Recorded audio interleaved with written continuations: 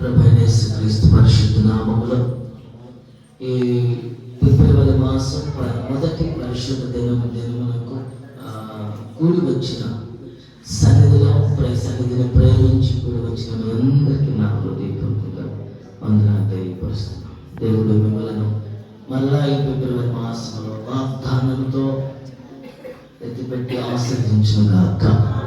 అందరి చేత ఆమేన్. ఆమేన్. ఏప్రిల్ రాసిన పత్రిక 6వ అధ్యాయము 12వ వచనం. ఈ వాగ్దానము అసలు వాగ్దానము కలగాలంటే ఏం చేయాలనేది వాగ్దానం. మీరు మందులు కాక ఏప్రిల్ రాసిన పత్రిక 6వ అధ్యాయము 12వ వచనం చదువుకుందాం. నేను చదువుతాను, మీరు అక్కడి నుంచి అండర్లైన్ చేయండి, తర్వాత చదువుతాను. అందరు తీయండి. ఏప్రిల్ రాసిన పత్రిక 6వ అధ్యాయము 12వ వచనం తీయండి. అందరు తీయండి. తీస్తే నేను చదివిన దానిని అండర్లైన్ చేసుకోండి. ఆ తర్వాత వాగ్దానము ఇక్కడ ప్రత్యేకంగా వాగ్దానాన్ని పొందుకోవాలంటే ఎలా ఏ విధంగా ఉండాలన్న వాగ్దానం గౌరవిస్తున్నాడు. 12వ వచనం చదువుతాను. విశ్వాసము చేతను అన్న దగ్గర నుంచి అండర్లైన్ చేసుకోండి. ఉందా అండర్లైన్? విశ్వాసం చేతను, ఓర్పు చేతను వాగ్దానములను స్వతంత్రించుకుని వారిని పోలి నడుచుకున్నట్లుగా మీలో ప్రతి వాడును మీది నిరీక్షణ పరిపూర్ణమగు నిమిత్తము మీరు ఇది వరకు కనుపరిచిన ఆసక్తిని తుదమట్టుకు కనుపరచవలెనని అపేక్షించుచున్నాము. ఏందాము అంటే మళ్ళా అందులో ఏం చేయండి, మళ్ళీ చూడండి. విశ్వాసము చేతను ఓర్పు చేతను వాగ్దానములను స్వతంత్రించుకుని వారిని పోలి నడుచుకున్నట్లుగా. ఇప్పుడు మనలో ప్రతి వారు ఏం చేయాలంట?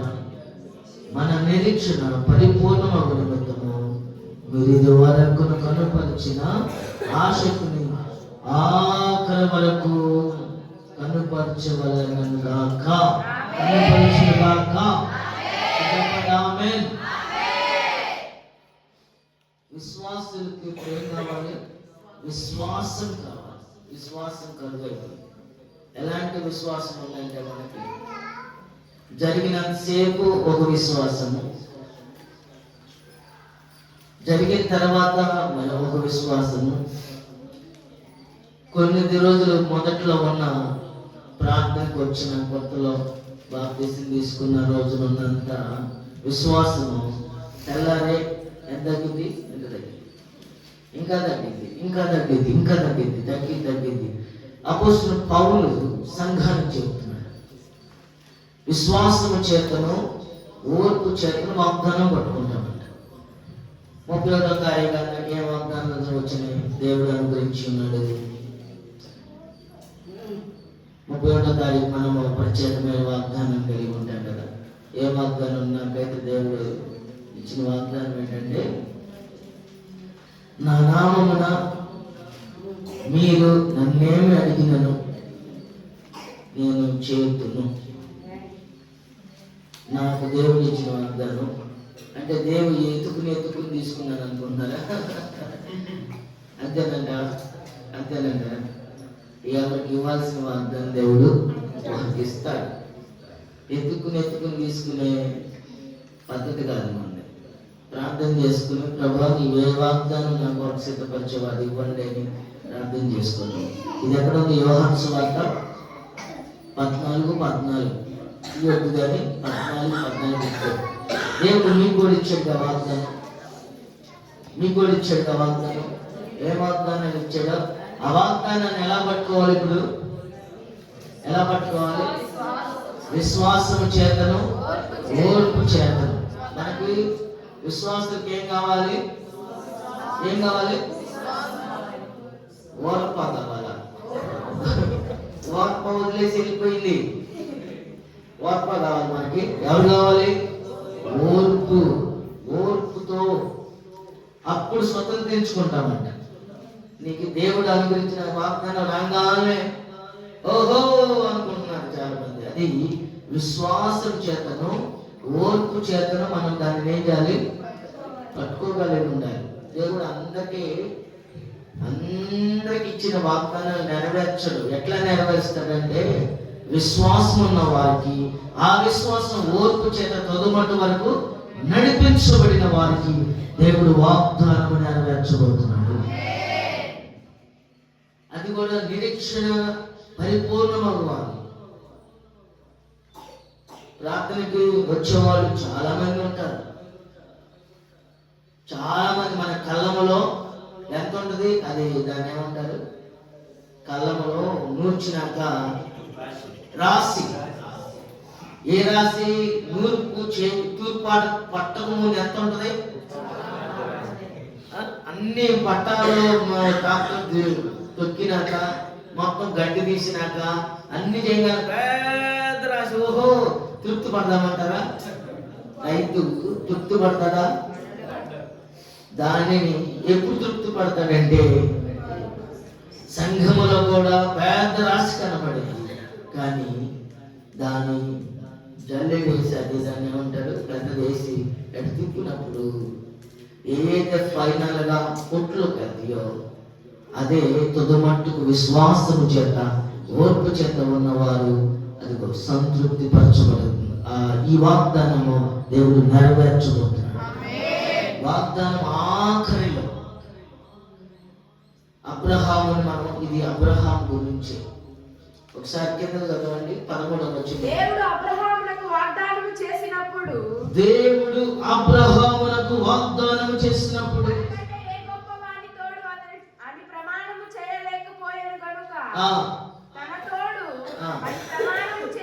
ప్రభు చెప్తున్నాడు, నిశ్చయముగా నేను నిన్ను ఆమేన్. ఏమంటున్నాడు ఇప్పుడు దేవుడు? వాగ్దానం విశ్వాసం ఉంటే, ఓర్పు నీకుంటే నిశ్చయముగా దేవుడు నేను ఏం చేయబోతున్నాడు చెప్పండి. అందరు నోట్ తెరిచి చేస్తే మంచిది, మీకే మంచిది. నిశ్చయముగా నిన్ను మల్టిప్లై, ఆశీర్వాదమే కాదు, నిశ్చయం అనేది కామన్ వర్డ్. దానికి 2 రకాలుగా ఉంది. ఆశీర్వదిస్తాడు, ఆశీర్వాదాన్ని మల్టిప్లై చేస్తాడు. అంటే అనేక విధములుగా ఒక దానిలో ఆశీర్వదించబడటం కాదు, ఒక దాంట్లోనే కాదు, అన్నిటిలో ఆశీర్వదిస్తాడట. నీ వ్యక్తిగత జీవితంలో, నీ కుటుంబంలో, నీ బిడ్డలలో, నీ పనిలో, నీ వ్యాపారంలో, నీ సమస్తములో దేవుడు ఆశీర్వదిస్తాడు. ఆమేన్. దేవుడు ఇచ్చిన వాగ్దానము. ఇప్పుడు మీరు దుఃఖంతో వచ్చారు, బాధతో వచ్చారు, అయ్యా ఫిబ్రవరి మాసం రోజు వాగ్దానం పొందుకోబోతున్నాను ప్రభువా, మంచి వాగ్దానంతో స్థిరపరచండి. ఎంతమంది ప్రార్థన చేసుకొచ్చారు? ఉన్నారు కాబట్టి దేవుడు, ఒక్కరున్నా దేవుడు ఆ సంఘాన్ని ఆశీర్వదిస్తాడు. ఇప్పుడు చాలా మంది ఉన్నారు. ఈరోజు వాగ్దానము, ఈరోజు ఫిబ్రవరి మాసం 1వ తారీఖు అని ఎంతమందికి ఆలోచన ఉందో, ఈరోజు వాగ్దానం ఉంటుందని ఎంతమందికి ఆలోచన ఉందో. నేను వాగ్దానం చెప్పకూడదు అనుకుంటా, తెలుసా మీకు? నాకు బాధ వేసింది. వాగ్దానం చెప్పుకునే ఉపయోగం లేదులే, ఎన్ని వాగ్దానాలు ఎవరు తీసుకొని చెప్పకూడదు అనుకుని మళ్ళా ప్రభు నన్ను ప్రేరేపిస్తే మళ్ళా సిద్ధపడగలిగి ఉన్నా. దేవుని స్తోత్రం. నిశ్చయముగా నేను నిన్ను, అది ఖచ్చితంగా దేవుడు ఆశీర్వదిస్తాడు. Surely I will bless you అంటున్నాడు. అంటే ఖచ్చితంగా నేను ఆశీర్వదిస్తాను. షూర్లీ ఐ విల్ మల్టిప్లై, విస్తరింప చేసే దేవుడు మన దేవుడు, మనం ఆరాధించుతున్న దేవుడు. అబ్రహాము ఎక్కడి నుండి పిలువబడ్డాడు? మెసొపొతామియా ఊరు అనే ఊరు నుండి పిలువబడ్డాడు. ఆ రోజులలో దేవుడు అంట, ఈయన 20వ వాడంట. అంటే ఆదాము దగ్గర నుంచి అబ్రహాం ఎన్నోవాడు? 20వ వాడు. ఆదాము దగ్గర నుంచి ఆదాము దగ్గర నుంచి నోవాహు దాకా మధ్యలో దేవుడు మాట్లాడలేదట.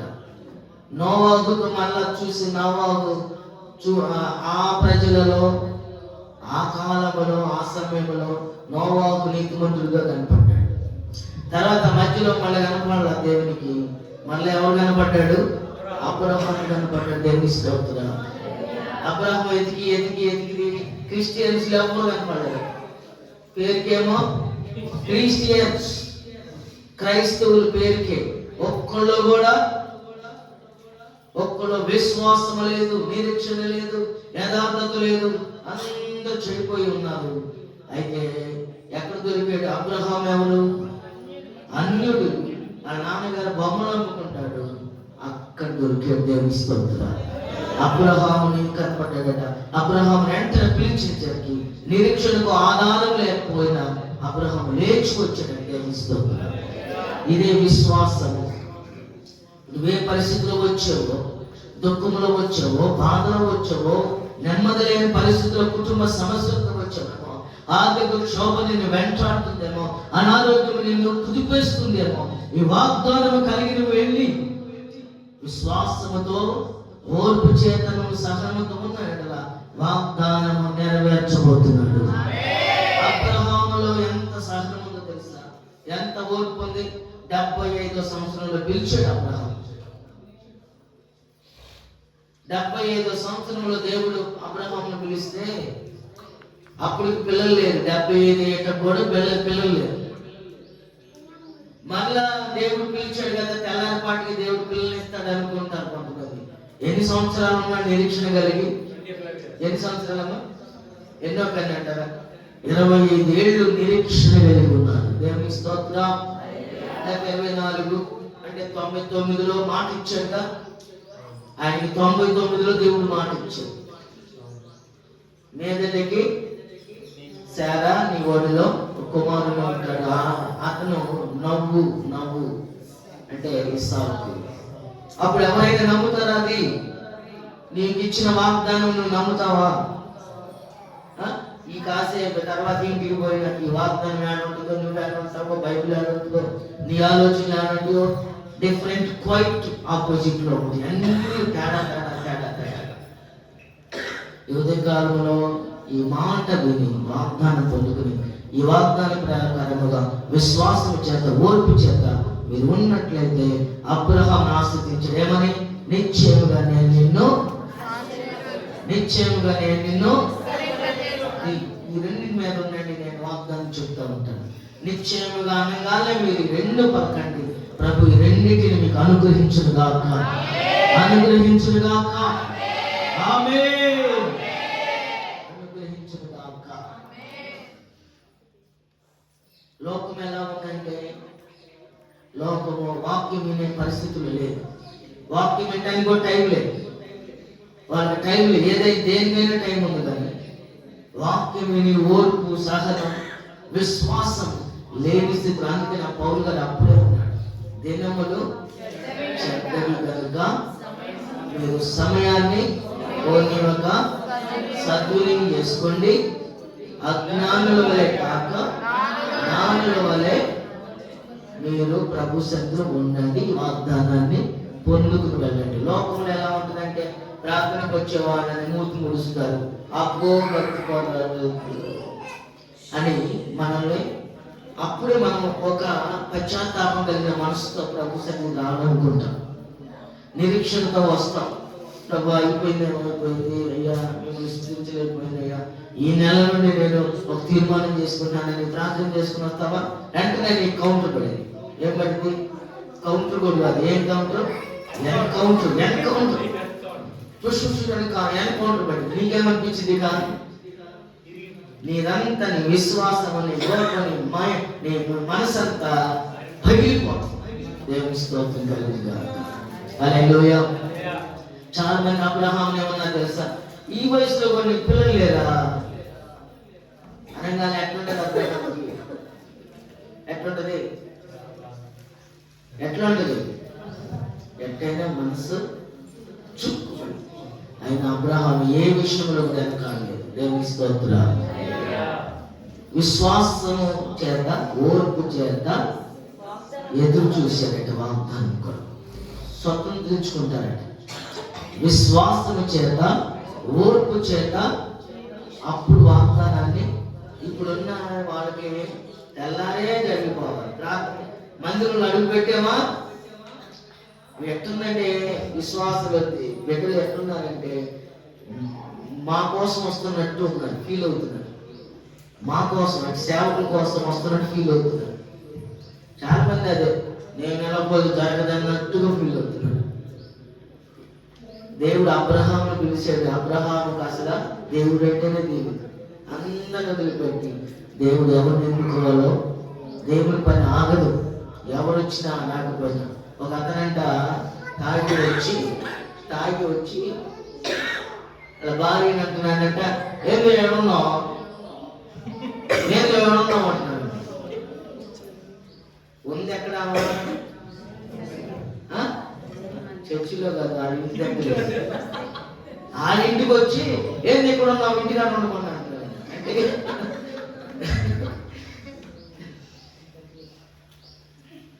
అక్కడున్న ఒక ఆయన, ఏం బాబాయ్ మీ కోళ్ళు ఏడుందే అంటున్నాడు. ఆయన ఏం చేశాడు తెలుసా, ఇద్దరిని చేతి ఇంటి చుట్టూ తిప్పి ఇదిగో వీళ్ళు అని చెప్పాడంట. ఇదే కదా మరి. ఎట్లుంది ఇప్పుడు పరిస్థితులన్నీ?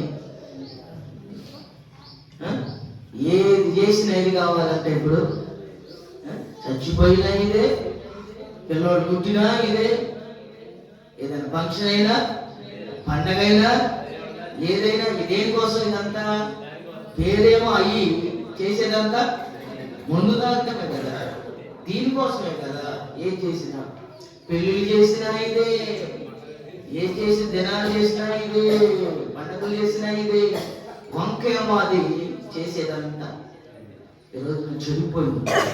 దేవుని బిడ్డలారా, వాగ్దానం ఇచ్చిన దేవుడిని నమ్ముకుందాం. తప్పుడు అడుగులేదు. ఎవరికి ఇస్తాడు తెలుసా వాగ్దానం? ఎవరికి ఇస్తాడు? ఎవరైతే విశ్వాసము కలిగి ఓర్పు చేత ఉంటారో దేవుడు వారికి ఇస్తాడు. సగమిటు వేసిన వారికి ఇవ్వడు. మీరు వాగ్దానాలు ఎన్ని వచ్చిన 31వ తారీఖు ఎన్ని తీసుకున్నా, గుప్పుడు తీసుకున్నా, అన్ని తీసుకున్నా, ఇన్ని తీసుకున్నా జరగదు. దేవుని స్తోత్రం కలుగును గాక. హల్లెలూయా. ఒకసారి లోకా శుభవర్తమానం తీయండి. లోకా శుభవర్తమానం 21వ అధ్యాయము 19వ వచనం చదువుకుందాం. మీరు చూడండి, ఇక్కడ యేసు ప్రభు వారే స్వయంగా చెప్తున్నారు. మీరు మీ ఓర్పు చేత మీ ప్రాణమును దక్కించుకున్నారు. దేవుని స్తోత్రం. ఓర్పు చేత మనం ఏం దక్కించుకుంటాం? ప్రాణములను దక్కించుకుంటాం. ఇది నేను చెప్పేది కాదు, సాక్షాత్తు ప్రభువారే మాటలు పలుకుతున్నారు. దేవునికి స్తోత్రం కలుగుగాక. హల్లెలూయా. మీరు మీ ఓర్పు చేత మీ ప్రాణములను దక్కించుకుంటారు. ప్రాణములు దక్కించుకోవటం అంటే మీ వాగ్దానాలను పొందుకుంటారు. కుటుంబాలకు కావాల్సింది ప్రాణం, మనిషికి కావాల్సింది ప్రాణం. ఆ ప్రాణం అంటే, ఈ ప్రాణం నిలబడాలంటే ఏం కావాలి? ఆహారం కావాలి. కుటుంబం దీవించబడాలి, ఆశీర్వదించబడాలి. దేవుడు ఒక మాట ఇచ్చాడంటే ఆ మాట నెరవేర్చిందా మర్చిపోతాం. మనం మర్చిపోతాం. ఇవాళ ఇచ్చిన మాటనే, ప్రభువా ఈ నెలంతా నేను గంట చేస్తానయ్యా రోజు అని చెప్తాం. ఒక పొడుగుడు ఒక ఆమె గంటన్నర ప్రార్థన చేస్తుందంట, అయినా జరగట్లేదంట. సేవకు వచ్చి అవుతుందంట, నేను నిన్న గంటన్నర ప్రార్థన చేశాను, ఒక్క కార్యం కూడా జరగలేదంటే సేవకుడు డౌట్ వచ్చి వాళ్ళ అమ్మాయిని అడిగాడు. అమ్మ మీ అమ్మ గంటన్నర ప్రార్థన చేసింది నిజంగా అంటే, పాస్టర్ గారు చేసింది కానీ 158 సార్లు గడియారం ఎక్కువ చూసింది. ఎన్నిసార్లు? 158 సార్లు గడియారం చూసిందంట. ఇప్పుడు పాస్టర్ గారికి ఏం అవుతుంది? ఓర్పు ఉందా? విశ్వాసం ఉందా? సహనం ఉందా? 158 సార్లు గడియారం చూసింది. ఇంక చేసింది ఎక్కడ? ఇది మన ప్రార్థన. ఇలా చేస్తే కాదు కానీ మనము పట్టుదల కలిగి ప్రార్థించాలి. దేవుని స్తోత్రం. ప్రాణాలు దక్కించుకోవాలంటే ఏం చేయాలి? పట్టుదల కలిగి ఉండాలి. ప్రభు సన్నిధిలో పట్టుదల కలిగి ఉండాలి. పట్టుదలతో ఒకసారి చూడండి, రోమపత్రిక 12వ అధ్యాయము 12వ వచనంలో అపోస్తలుడైన పౌలు గారు ఏం కలిగి ఉండాలి? ఇప్పుడు మనము శ్రమ వచ్చినప్పుడు ఓర్పు కలిగి ఉండాలి. ఏం కలిగి ఉండాలి? ప్రార్థన యందు ఉండాలి, పట్టుదల కలిగి ఉండాలి.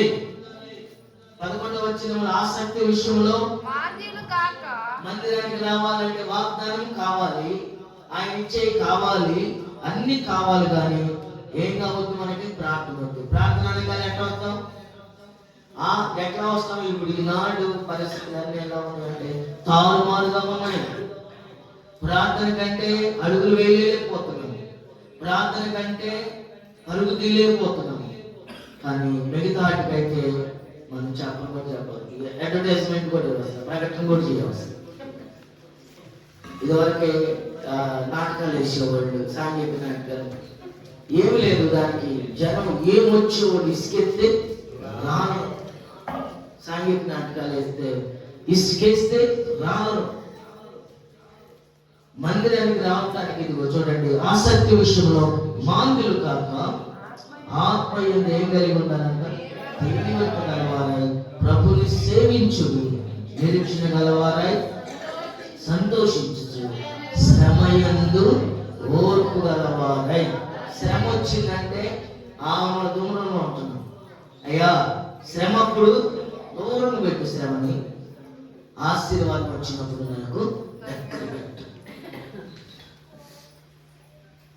శ్రమ అయితే నాకు వద్దయ్యా వాళ్ళకిచ్చి, ఆశీర్వాదం వస్తే నాకేమి ప్రార్థనే ఉంది. కానీ విశ్వాసంలో శ్రమను నేను కావాలి, నాకు కావాలి, శ్రమను నేను సహిస్తాను. ఎందుకంటే మీరున్నాను. ఏబు మనం జ్ఞాపకం చేసుకుంటే ఏబు ఎంత భక్తిపరుడో, ఎంత సహనం కలిగినాడో. దైవభక్తి ఉదయాన్నే లేస్తే బిడ్డల కొరకు, బిడ్డలు ఏమన్నా పాపం చేస్తున్నారని మరి 10 మంది బిడ్డల కొరకు ఉదయాన్నే లేచి, అరుణోదయం అంటే 1 గంట తర్వాత ఎప్పుడు నిద్రపోతున్నాడో, ఎంత ఉన్నవాడు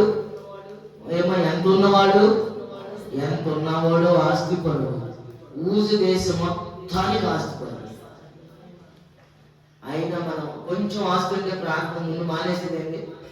వ్యవహారాలు పెట్టుకుంటాం. వ్యవహారాలు 10 మంది వస్తా ఉంటారు, పోతా ఉంటారు.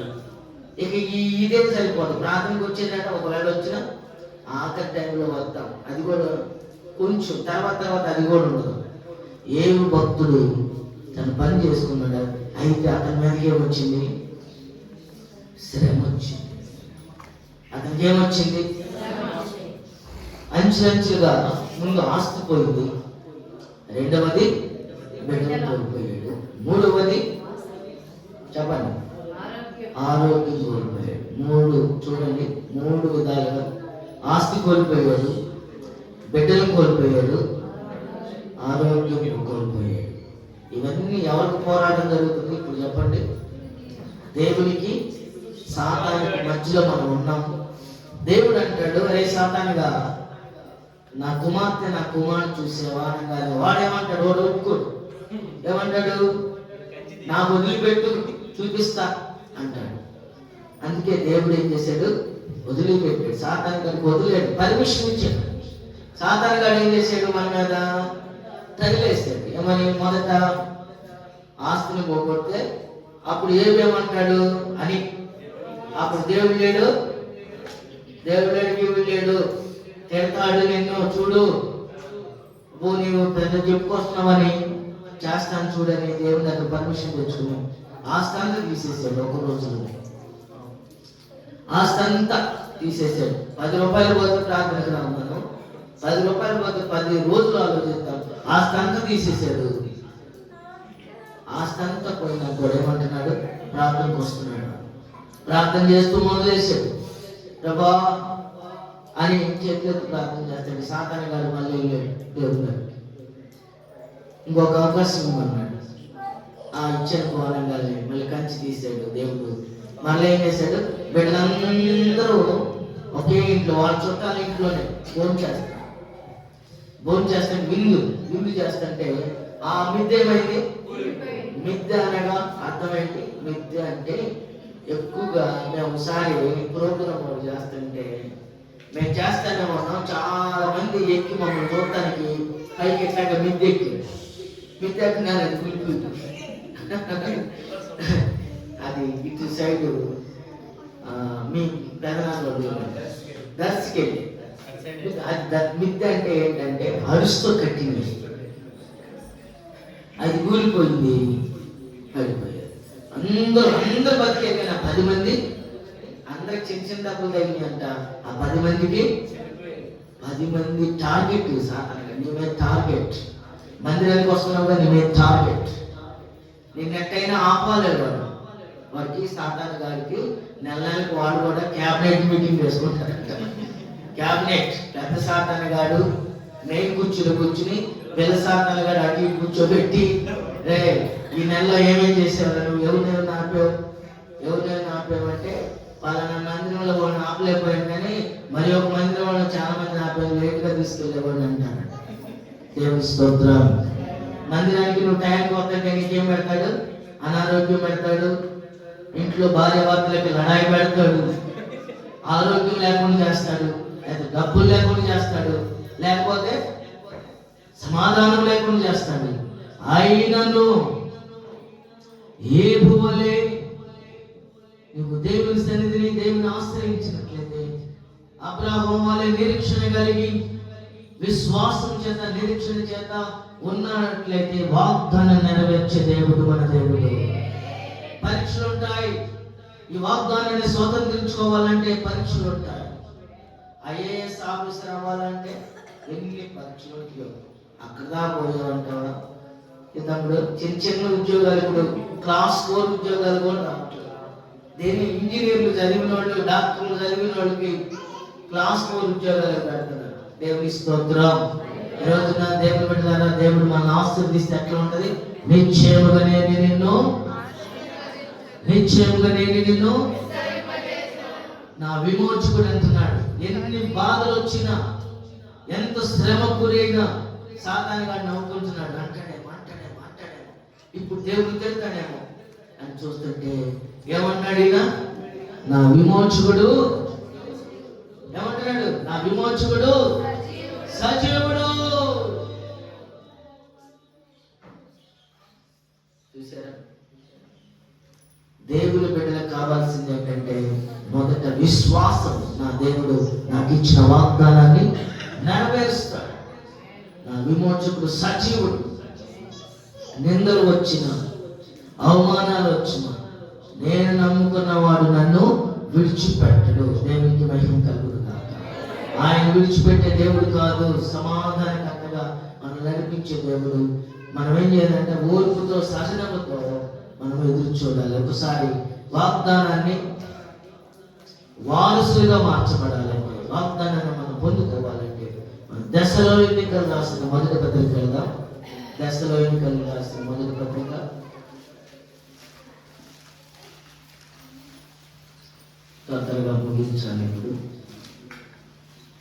5వ అధ్యాయము 14వ వచనం. సహోదరి సహోదరులారా, ఇక్కడ బోధించింది ఏమనగా, అక్రమముగా నడుచుకున్న వారికి బుద్ధి చెప్పుడి, అందరి ఎడల దీర్ఘ శాంతం కలిగి ఉండాలి. దేవుని స్తోత్రం కలిగి హల్లెలూయా. 15వ వచనం. ఎవడును కీడునకు ప్రతి కీడు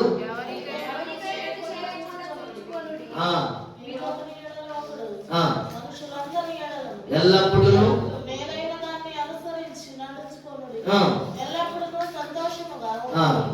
ప్రతి విషయమునందు దేవునికి స్తోత్రం కలుగునుగాక. ఇలాగ చేద్దాం యేసుక్రీస్తునందు మీ విషయంలో దేవుని చిత్తము. దేవుని స్తోత్రం. ఇక్కడ ఏమి రాయబడిందంటే ప్రత్యేకంగా అందరి ఎడల మనం ఎలా ఉండాలంట? దీర్ఘశాంతం కలిగి ఉండాలి. ఎవరికి మనం ఎవడను ఎవరికి కీడు ప్రతి కీడు తలపెట్టకూడదు. ఒకరి ఎడల ఒకడు మనుషులందరి ఎడల ఎల్లప్పుడూ మనము మేలైన దానిని అనుసరించి నడుచుకోవాలి.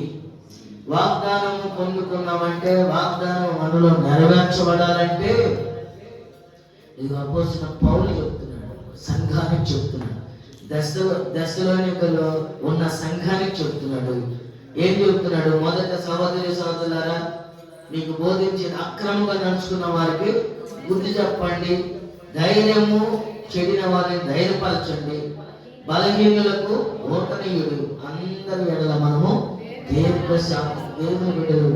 అబ్రహాము ఆ విధంగా నడిచాడు. అందుకే వాగ్దానములు నెరవేర్చబడ్డాయి, స్థిరపరచబడ్డాయి. దేవునికి స్తోత్రం కలుగును గాక. హల్లెలూయా. ఇద్దరు అత్త కోడళ్ళు ఉన్నారంట. అత్తంట అడుక్కునేవాడు వస్తే అడుక్కునేవాడికి అంత భోజనం పెట్టి కోడలు అంట ఏం పెట్టేవాడి కోడలు నాకు తెలియకుండా పెట్టేది. అత్త కోడల్లో మళ్ళా ఆడుకునేవాడు వచ్చి కోడలు అడిగితే ఆ పెట్టిందంట. ఏమేమంటుంది? నాకు తెలియకుండా పెట్టే. ఇంట్లో బిర్యానీ చేసుకున్న కుటుంబం చక్కగా బిర్యానీ వడ్డించుకోకుంటే ఎవడు అడుక్కునేవాడు అప్పుడే వచ్చి నిలబడి అడగగానే ఏమనుకుందంటే చాలా చేసేది కదా, వాడు అంత ముద్దు పెట్టడంలే పాపం అనుకుని వెళ్ళి అంత ముద్దు పెట్టినాడు. అంత ముద్దల్లి సరిగా రోజు మనం పెట్టట్లేదు, రోజు చేసుకున్నాం కదా అంత తిని అని పెడితే ఈ భర్త అన్నాడంట, పెట్టు వాడికే పెట్టు, వాడికే పెట్టు, నా బుద్ధని అడిగేదంట, ఆడికే పెట్టు. కొంతమంది కుటుంబాలలో ఉన్నదే సమాధానం లేని స్థితి. దేవుని స్తోత్రం. లోకము చెడిపోయి ఉంది. భార్యని ఎట్లా మాట్లాడతారో వారికి అర్థం కాదు. ఈ సమయంలో మనము ఆశ్రయించిన దేవుడు వాగ్దానం నెరవేర్చబడును గాక. మీలో ఏప్రిల్ రాసిన పత్రిక 12వ అధ్యాయం 12వ వచనం. ఈ వాగ్దానం చెప్పాలంటే ఏ మూల కూడా అవ్వలేదు, టైం అయిపోయింది.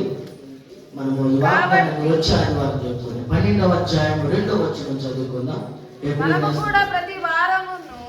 ఇంత సాక్షి సమూహం అనే కదా, అదేనమ్మా, అదే అది ఆ మాట ఇంత గొప్ప సాక్షి సమూహము మేఘము వలె మనల్ని ఆవరించి ఉన్నందున మనము కూడా ప్రతి భారమును సులువుగా చుట్టుపెట్టు పాపమును విడిచిపెట్టి విశ్వాసమునకు కర్తయు దానిని కొనసాగించువాడునైన యేసు వైపు చూచుచు మన ఎదుట ఏమి విశ్వాస జీవితం ఎలాంటిదంట? ఒక పరుగు పందెం. ఇప్పుడు ఓపిక తెలియాలి, ఓపిక కలిగి ఉండాలి. అపోస్తలుడైన పౌలు గారు అంటున్నాడు, ఓపిక కావాలి. విశ్వాసులు అంటే ఏంటంట? విశ్వాసులు అనగానే మనకేం కొమ్ములేవి రాలేదు, కానీ లోకంలో ఉన్న వాళ్ళు కొమ్ములు వచ్చాం కానీ మనకు కొమ్ములు ఏం చేయాలి? కలగదీయాలన్నమాట, కోసేయాలి. మనకి విశ్వాస జీవితంలో మన ఓపికతో పరుగు పందెంలో ఉండాలి. దేవుని స్తోత్రం. ప్రార్థనకు వస్తున్నప్పుడే నిందించేవాడు. అసలు ప్రార్థనకు వచ్చేవాళ్ళే తిట్టేది. ఎందుకంటే మనం మాట్లాడం కదా, మాట్లాడకూడదు. దేవుడి వాక్యమేమో ఒక షంపు కొడితే ఇంకో షంపు ఏమంటే ఇంకేడా మాట్లాడేది ఎక్కడ? వాళ్ళు ఎన్నన్నా కునివినా పైన వేసినా కొట్టగా చేసినా ఏదేసినా ఏం చేయాలంట? నోరు మూసి కూర్చోవాలి. ఎందుకంటే మనకు దేవుడు ఎంత గొప్ప సాక్షి సమూహము, మేఘము అని మనల్ని ఆవరించినందున ప్రతి భారము మనకన్నా సులువుగా చుక్కులు పెట్టు సాధనగాడు. ఎందుకంటే వారి సమయము కొంచెమే. ప్రకటన 12:12 చదవద్దు, కానీ 12:12 మంది వారి సమయం కొంచెమేనని నాకు క్రోధము కలిగింది. రాత్రి శనివారం ఏ వాక్యం చెప్పాను? ప్రభువారు యజమానుడు ఎలా వస్తాడంట? ప్రొద్దుగుంకినప్పుడు రావచ్చు, అర్ధరాత్రి రావచ్చు, సీరియల్ గా చెప్పాలి. కోడి కూసేటప్పుడు రావచ్చు, తెల్లవారుజాము రావచ్చు. పొద్దుగుంకిన వేళ అంటే సాయంత్రం 6 గంటల నుండి 9 గంటల. అర్ధరాత్రి అంటే 9 గంటల నుంచి 12 గంటలు. కోడి కూసే వేళ అంటే 12 గంటల నుంచి 3 గంటలు. తెల్లవారుజామున అంటే 3 గంటల నుండి 6 గంటలకి. ఇది రాత్రి జామ్ అంటారు, నైట్. యజమానుడు ఎప్పుడు వస్తాడో తెలియదు, కానీ మనం ఏం చేయాలంట? ఏం చేయాలి చెప్పండి, వాక్యం విని చెప్పండి. మీకు ఇచ్చిన పనిని జాగ్రత్తగా వెలుగుగా ప్రార్థన చేసుకుని ఉన్న వారిని ఎవరైతే ఉంటారో వారు కనుగొనగలరు. అప్పుడు అర్ధరాత్రి పెళ్లి కుమారుడు కేక వేస్తాడు. కేక వినబడింది, అందరికి వినబడింది. కానీ కొంతమంది దివిటీలలో ఏం లేదు. నూనెంటే ప్రార్థన జీవితం, నూనెంటే వాక్యమైన జీవితం, నూనెంటే పరిశుద్ధాత్మ జీవితం. మూడు ఉన్న వారికి చక్కగా వెళ్ళి ఆ లోపల ఎత్తపడతారు, తర్వాత తలుపు వేయబడింది. ఇదిగో వీళ్ళున్నారు చూడు, కేక వినబడిన దివిటీలలో నూనె లేకుండా ఉన్న వాళ్ళు వీళ్ళు తలుపు కొడతారు. తలుపు కొడితే తలుపు తీరు, నువ్వెవరో దేవిస్తారు, నువ్వెవరో నాకు తెలియదు అంటారు. ఎంత పని చేసి దేవుని దగ్గర వేసి ప్రభు గారికి వచ్చి నువ్వెవరో నాకు తెలియదు అన్నాడు అనుకో, ఏంటో పరిస్థితి నాకు తెలియదు. దేవుని స్తోత్రం కలుగుగా. అందుకని పరుగు పండుగలో మనం ఏం చేయాలంటే ఓపికతో పరుగు చేసుకుంటూ వెళ్ళాలి. దేవునికి మహిమ కలుగుగా. మరి సమయం అయిపోయింది కాబట్టి ఇంకొక మాట చదువుకుందాం. యాకోబు పత్రిక 5వ అధ్యాయము 7వ వచనం చదువుకుని ముగించేస్తాను.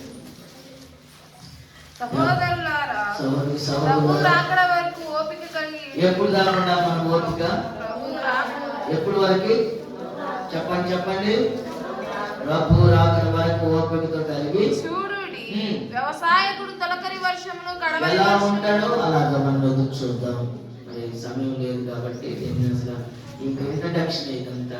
అసలు మన వాగ్దానాలు చేరలే. ఇంకా పాలు తేనె ప్రపంచ దేశంలోకి అడుగు పెట్టాలి. వాగ్దానం చేయబడిన దేశంలోకి ఇంకా అడుగు పెట్టాల. దేవునికి స్తోత్రం, హల్లెలూయా. మనకు కాబట్టి మన ఓపిక ఎప్పుడు దాకా ఉండాలి? ప్రస్తుతానికి అవుట్లైట్ చెప్పండి. ప్రభు రాకడొచ్చేంత వరకు మనం ఏం చేయాలంట? ఓపికతో ఉందాం. దేవుని బిడ్డలు ఎప్పుడు అప్పుడు నీ వాగ్దానము నెరవేర్చబడింది. అబ్రహాం వాగ్దానం, దేవుడి మాటలను మన హృదయంలో స్థిరపరచును కాక.